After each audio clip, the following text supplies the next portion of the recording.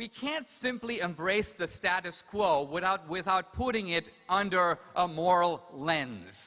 Christianity has done that in the past. It's doing that even now. And therefore, I feel comfortable in saying at the end, thank God for Christianity. Thank you very much. David Silverman with a 7-minute rebuttal.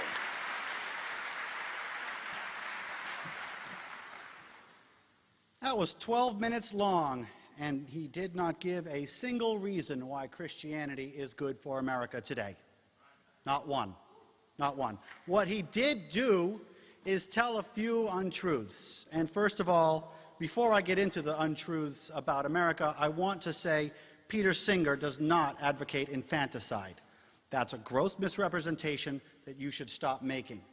But one of the things that he also did was he talked about Thomas Jefferson, and he talked about all the wonderful founding fathers who brought the Christian ideals of democracy to America. He can talk about that a lot, but he can't talk about where democracy is in the Bible. It's not there. Habeas corpus, not there. Separation of powers, not there. Freedom of religion, not there. Innocence until proven guilty, not there. Rights against self-incrimination, not there. Gender equality, not there. Not in the Bible anywhere. Christians have done good things for America. There's no doubt about that. Christians can be great people, and sometimes Christianity can serve a positive purpose. There's no doubt about that. But the ignorance that they're spreading is palpable. The ignorance that they're spreading is palpable. So let's go back to what I was talking about. Is Christianity good for America today? If you make an apples-to-apples comparison, you can see very easily that Christianity is bad for modern democracies.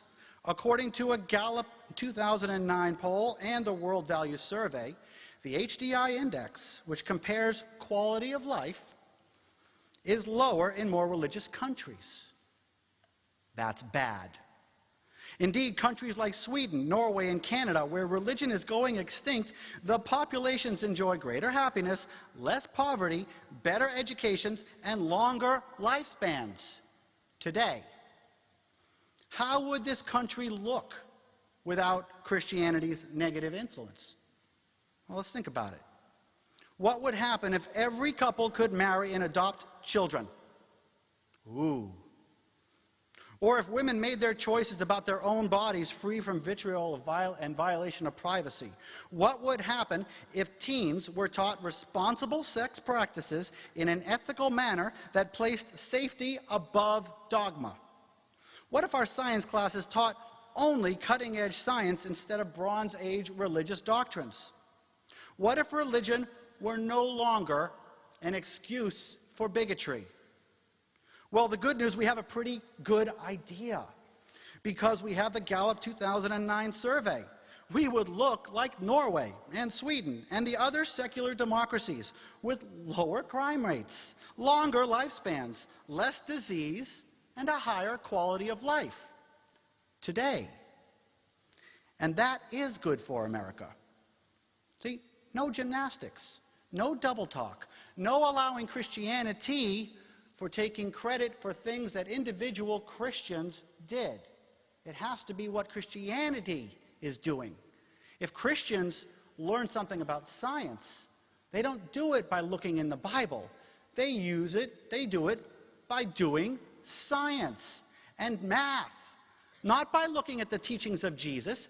Kepler was a Christian, but he didn't look to the Bible to see if the orbit of a planet was an ellipse. He figured it out, and that's not a Christian thing. That's a Kepler thing. Real examples that Christianity is hurting America, real data showing a rise in religion in countries like us positively correlate with a lower quality of life. That's what I'm offering you today. Real data from multiple independent sources, including Christian sources, showing Christianity's positive effects on a country are fallacious, and its negative effects on societies like ours today can be devastating. Real data proving me right. Again, thank you. David Silverman. Mr. D'Souza, 7-minute rebuttal.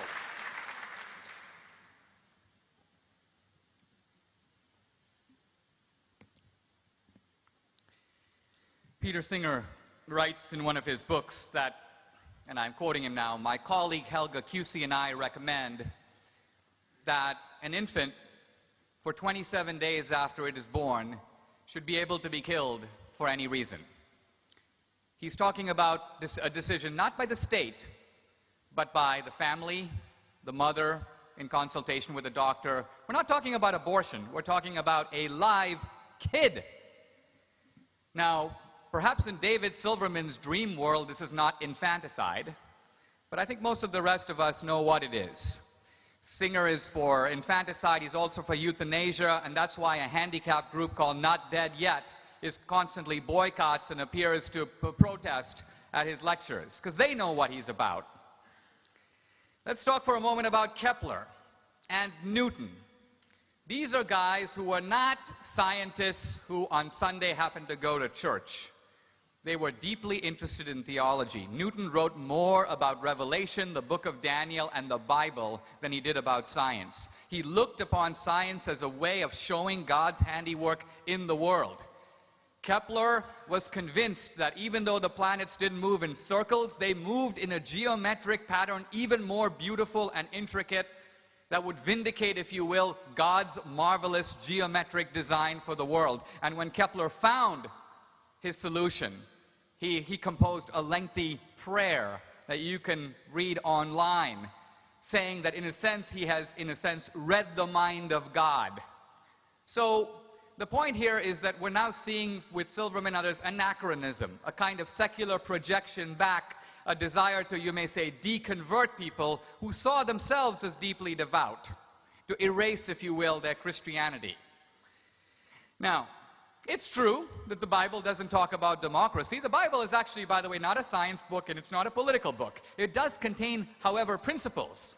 Why is it the case that slavery, which was widespread from the Roman Empire, inherited, if you will, by Europe, why is it that slavery disappeared in Europe between the 5th century and the 12th century? No slaves in Europe by the late Middle Ages.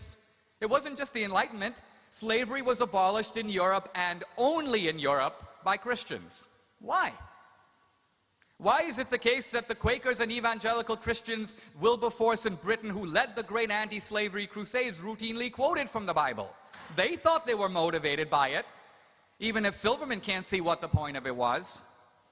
Historians emphasize the impact of the two great awakenings. The first great awakening in driving the moral energies of the American Revolution. The second great awakening in motivating a whole series of reform movements, the temperance movement, but also the abolition movement, the great cause of the Civil War.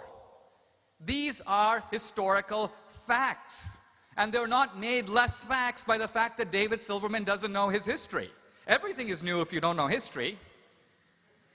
Now, what about the impact of Christianity in America now? You notice that when he was talking about charity and good deeds, David Silverman somehow suddenly jumped on a plane and went to Norway. If this is a debate about America, we should talk about America. And since we want facts, I'm going to give him one. This is a lengthy study by the sociologist Arthur Brooks in a book called Who Cares?, in which he divides America into 4 groups: religious conservatives, religious liberals, secular conservatives, and secular liberals. And he monitors the amount of good things that people do, both in terms of giving money, but also in terms of time, over a considerable period of time. And he discovers that if you look at what people do for others, and if you were to rank them, the people who do the most are the religious conservatives by far. The people who do the next most are the religious liberals. The people who come next on the line are the secular conservatives. And the people in our society who do the least for their fellow man, both in terms of money and time, are the secular liberals. Now, what makes this particularly ironic is that the secular liberals are economically the best off. They make the most money. They are in the strongest position to help, but in fact, they do the least. Dostoevsky, by the way, knew this. He has a very interesting debate in the Brothers Karamazov, where Ivan the atheist scores a devastating point against the devout Aloysia, his younger brother. And Ivan says, "I can't endure the suffering of the world. Would you agree to a design of the world in which even one child's tears go unpunished and unaccounted for?" And Aloysia is intimidated, and he goes, "No, I couldn't live with that plan." So Ivan wins the argument. But as you read on, you discover that Ivan marinates in his atheist resentment. He's a point-scoring guy. He wants to feel vindicated against God. What does he actually do for the suffering? Nothing. Aloysia, by contrast, spends his time with the people who are suffering. He is actually in solidarity with them. He can't meet his brother on the intellectual plane, but on the practical plane, he's far better. And the truth of the matter is that in America today, the most generous people in our society, fact, are the Christians. The people who do the least are the secular liberals who have the most and yet part with it the least. One reason Europe is an anomaly is that they have very high taxation. It's no credit to the Norwegians and Swedes that they give 4%. They have to. The state forces it upon them. So that's a different measure. That's changing, if you will, the lens in the microscope, changing the measure. If we're talking about voluntary giving, the Europeans are not that generous at all. They rely on the state to do it for them. Now, I'm going to come back and talk about issues like abortion and so on, but let me just say one thing now. The fact of the matter is, for most of my life, I've had a secular life. I only rediscovered my Christianity in the last 10 years. But I've had moral reservations about abortion since I first came to America. Why? Is it because I know that the fetus is a human being? No, I actually don't know. I agree that reasonable people can disagree about that. But it seems to me that precisely because that is the case, precisely because the Supreme Court itself says that there are different ways of looking at this in which reasonable people can disagree, different traditions disagree, I think we need to give life the benefit of the doubt. If I was going hunting and I saw a movement behind a bush, it could be a deer, but on the other hand, it could be a human, another hunter. Do I just draw my shotgun and shoot? No. Why? Because I might be wrong. So to me, the abortion issue is not fundamentally an issue in the Bible. The Bible doesn't say anything specifically about abortion. It's an issue of whether or not we give the benefit of the doubt to compassion, the vulnerable, and life.